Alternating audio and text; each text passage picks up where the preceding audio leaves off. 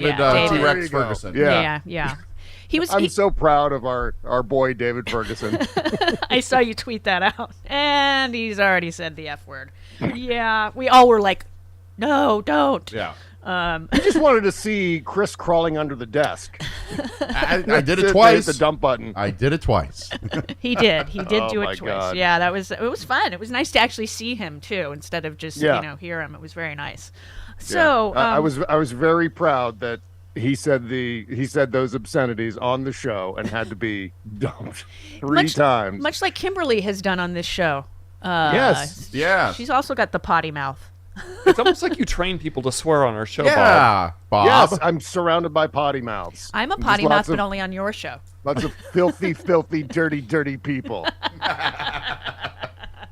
So like Bacchanalia here. Yeah. Exactly. So yeah, Donnie, wow, he's also claiming that it was bravado on the tape.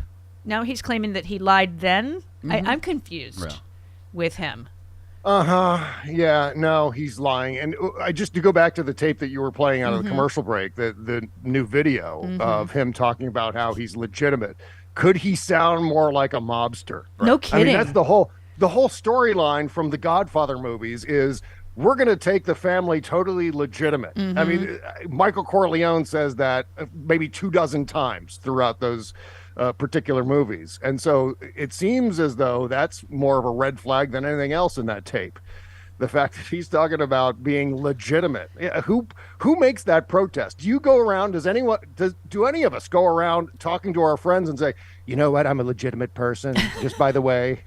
Just by the way, just so you know. Yeah, just telling your friends and your family members at a family barbecue in the backyard, oh yeah. What do you do for a living? Oh, well, hang on a second. I'm totally legitimate. I just want to tell you that first. First, before we move on. My business is legitimate. Legitimate person. He also went on. He said, this is amazing. I would say it was bravado. If you don't know the truth, it was bravado. If you want to know the truth, it was bravado. I was talking and just holding up papers and talking about them, but I had no documents. I didn't have any documents. I just held up a whole pile of, my desk is loaded up with papers. I have papers from 25 different things. And then the reporter asked if he regretted how he handled the documents when he left the White House. And he said, no, I have no regrets. I didn't have a classified document. There was no classified document on my desk. And frankly, that you even ask a question like that's a disgrace. So let's end it. Harumph. I am taking my ball and going home. I mean, as you noted, he said, what did he say that everybody's denounced, forgetting about on the audio recording? He said, hand it to me. Yeah. Let me have that. Yeah. He asks his butt-kissing staffer to hand him the Iran document. I guess, And a Coke. I'm assuming in the folder, but regardless, Right. he's got this paper that was handed to him. So someone else had their hands on this highly classified war plan to invade Iran. Right. The one that he's showing off to his people. And by the way, saying that your desk is loaded with papers, not helping. No. But No. fine, keep going. Sure. Keep going with that ridiculous defense. Keep I've got all the papers are here. All the papers I stole. They were sitting right there, but I don't have any papers. I'm legitimate. Okay, sure. That's helping. Yeah, absolutely. And yeah, I'm just as concerned as you are if Cannon does allow all those witnesses' names to be released before they show up in the trial. That seems dangerous to me. It seems. I understand why the press wants it. I understand why people want the information. I get why the press wants it. Duh. But we shouldn't know until they're actually testifying and it's public record. Yeah. I remember I posted something about that saying, kind of looking ahead and knowing what Trump's supporters are like and how zealous they are and how that if they got their hands on a witness list for the prosecution, that there would be militias showing up outside witnesses' houses, intimidating their family members with phone calls and emails and doxing and all the rest of it. And because we've seen all of this before. Right. And so I was talking about that on Twitter, and maybe talk me down off of this because apparently I'm overreacting. That was the thing I heard from a whole bunch of people. Oh, don't worry about it, Bob. You're jumping way ahead of this.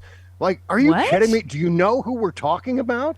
I mean, why would anyone ever give Donald Trump or Donald Trump's supporters the benefit of the doubt? especially knowing what we know now. Maybe if you rewind to 2015, okay. But we're in 2023 now. The Yeah. insurrection has happened. COVID has happened. The anti-vax hysteria has happened. These are all things that have occurred. And so it makes sense to assume that at some point that witness list is going to get into the hands of some people who want to do some damage or want to help their Messiah get out of Exactly. legal trouble. No, I agree. And with, so, yeah. makes sense. But apparently that's overreacting. I don't think you're overreacting at all. She hasn't made the I don't know decision what planet yet. they're from. But yeah. So at least she hasn't made the decision yet. But wow, this is just, I don't see. She should. The safety of these witnesses should be at the forefront of her brain, as far as I'm concerned, and the jurors, for that matter. Once a jury is seated, we can't know who they are. I mean, they're anonymous usually, but this is going to be very difficult to keep under wraps because everybody and their uncle is going to try to get this information. Yeah. I mean, I haven't seen the filing from DOJ and Jack Smith, so it's possible that they didn't make a thorough argument, I guess. But the thing is, Donald Trump himself has a history of leaking things to the press and sometimes using fake names in the process, pretending to be his own PR agent, David Dennison or John Barron or any of his other aliases. This is something, I mean, it makes you feel gaslit when we know what he's capable of and what his history is. At the very least, we know the things that he's done in the past and can very easily apply them to what he might do in the future. That's just, I mean, basic observation. So it seems obvious to me that this is something that he's capable of, intimidating these witnesses in some way. If it's not him, it's, the Somebody else. people, Charlie Kirk going after them Right. on his podcast or whatever. Right. So, yeah. And apparently, he is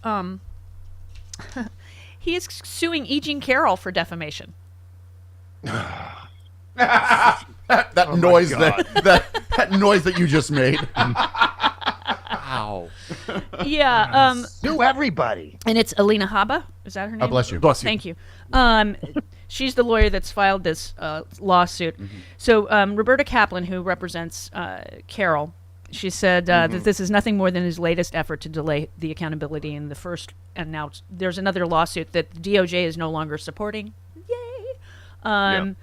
So because she amended these, including his statements and stuff. Basically, he's saying that E. Jean Carroll's statements on CNN after the verdict, when she said Trump raped her, despite the jury finding that he only sexually abused her, is why he's suing her for that. It's like, no, but she testified that Right. he raped her. Under oath, she testified that. So that's not she was under oath, and she wasn't found in contempt of court or anything. So he's just awful. Yeah. Well, he is, when you boil it all down, Donald Trump is that Jerky Boys character, Saul Rosenberg. Yeah. Saul's glasses. Suing everybody. I mean, for made up reasons. Just as long as he's suing people. Because he wants to, ultimately he wants to punish them. Right. That's what this is all about. This is abusing the legal system to punish his enemies, Sure. just like he would do with the federal government if he got back into office again. Any lever of power that he can get his little teeny tiny stubby fingers on, that's the lever of power that he's going to use. And so we should be extraordinarily cautious Yes. when it comes to 2024. We shouldn't get, freaked out necessarily. Right. At least if you talk to Hal Sparks, who's got a very optimistic view of 2024. But if he does get in, this is a guy who will absolutely have everyone involved in the Trump-Russia investigation, Crossfire Hurricane, everyone who's criticized him, everyone who's participated in the impeachments, everyone who's investigated him with regard to Jack Smith and the grand juries and so on. He'll have all of those people arrested. Oh, because that's just what he's capable of. And even if it doesn't stick, he's at least going to try. And we know this because one of the first things he did out of the box in 2017 was have Jeff Sessions appoint a U.S. attorney to investigate his political rival, Hillary Clinton. He had his State Department investigate Hillary Clinton. So this is something that is entirely within his wheelhouse. I don't think I'm, spreading panic when I say these things. It's just obvious looking back. It's history as precedent is what it is. Absolutely. And luckily, the Supreme Court ruled appropriately in the Moore case yesterday.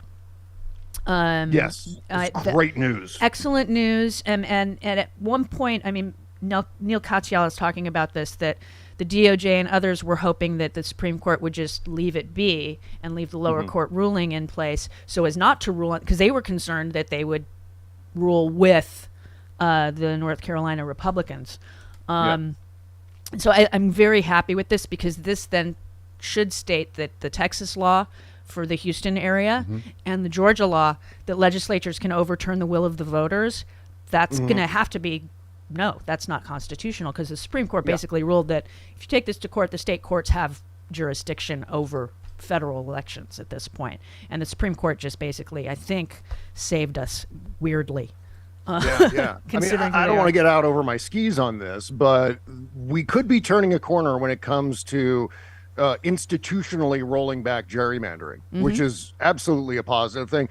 And I'm also encouraged by the fact, on top of these Supreme Court rulings with regard to, what is it, Louisiana and Alabama and North Carolina, which is the latest one, I'm also encouraged by the fact that Barack Obama and Eric Holder are spending a whole lot of time and focus on getting rid of gerrymandering. I think if that goes away, if we can get to a point where Republicans and Democrats can agree that we should all get rid of this, because it can't just be one side. It can't just be the Democrats getting rid of gerrymandering. That puts us at a disadvantage. It has to be a mutual disarmament, so to speak.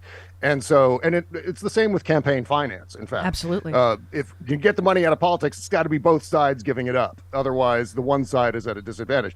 So in that regard, I'm really encouraged about where this might be headed. If we sort of follow this trend line, maybe we're going to start to see some return to some level of normalcy when it comes to drawing these congressional districts and state level districts. Well, like with Michigan redrawing their maps, they went from a red legislature to a blue one in what, 40 years or something, and that was because they got rid of the gerrymandering that was going on in their state, and now it's fair. It's like, that's California. We don't have this problem because it's a citizen thing that draws our maps, and it's nonpartisan.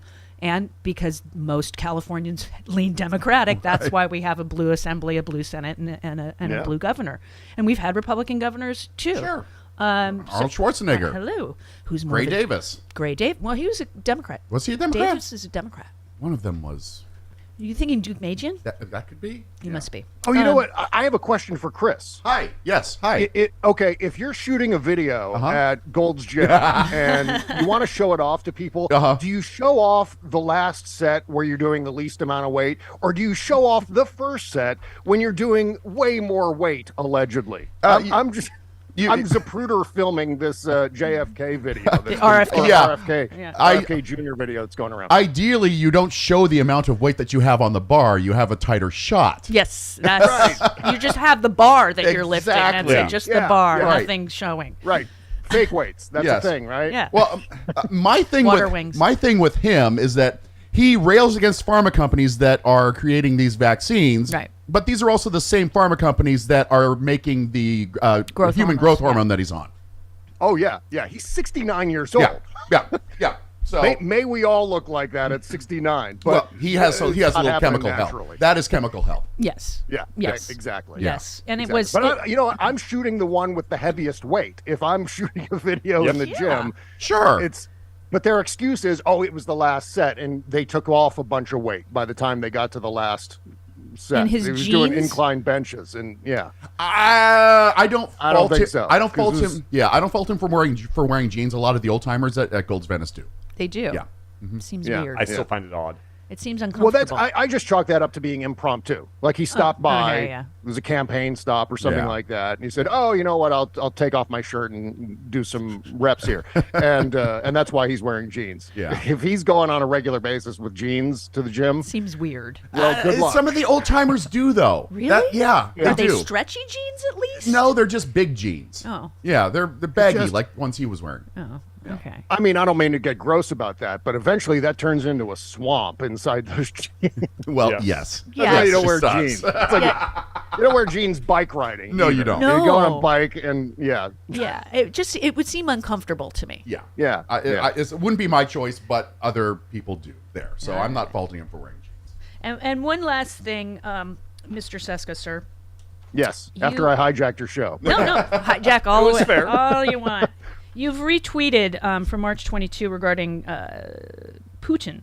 That the night the invasion began, I said, you tweet, I said, this ends with Putin dying on an IV drip in a bunker somewhere. It's only a matter of how many people will die before he does. There's, with what's going on right now, we're still not sure exactly where in the timeline we are with regard to this, but I don't think you're wrong either. I think that's where it does end with him too. It's becoming a more and more distinct possibility, isn't it? Yeah. I mean, I was just throwing that out there as a joke. And now it's like, oh my God, it could actually happen. But wouldn't it be nice, though? I mean, I hate to make this about Twitter, but I'm going to make this about we had verified information coming out of Russia rather than this ridiculous, janky Twitter blue thing where we know for a fact, as reported by the Washington Post, that Russian propagandists have been buying up as many Twitter blue accounts as they can, obviously because of not the badge, but the additional reach that they get on Twitter over and above normal users. So anything that they post gets more attention than if it was not a Twitter blue. Account. You're right. And so this is obviously the platforming of all kinds of disinformation, and you can't, at a time when the information coming out of Russia is super opaque, we have no idea what's real or not. The additional on the spot, like internal tweeting that might have been going on from, let's say, more legitimate sources, just isn't happening. So we don't know anything about what the status of things are there. I agree. Oh, and I'm getting this from Chris. Yeah. Okay. It's late. And I'll talk to you tomorrow. Correct? Yes, absolutely. All right. Bob Cesca Show, Thursdays. Thursdays. Yes. Yeah, subscribe on your favorite podcast app. And Swearing is allowed. I swear on that show. Also, Todd Stashwick on Trek Politics out today. Any minute now. Awesome. It's gonna drop. It's amazing. I'll talk to you tomorrow, Bob. Have a Thanks, wonderful Bob. day. Bye-bye. Bye, Jody. Bye, Chris. Bye, Travis. 52 minutes. We'll be right back on the Stephanie Miller Show. Would you like to see the best of Stephanie Miller and other great progressive shows every day? Head over to politicalvoicesnetwork.com and Political Voices Network on YouTube.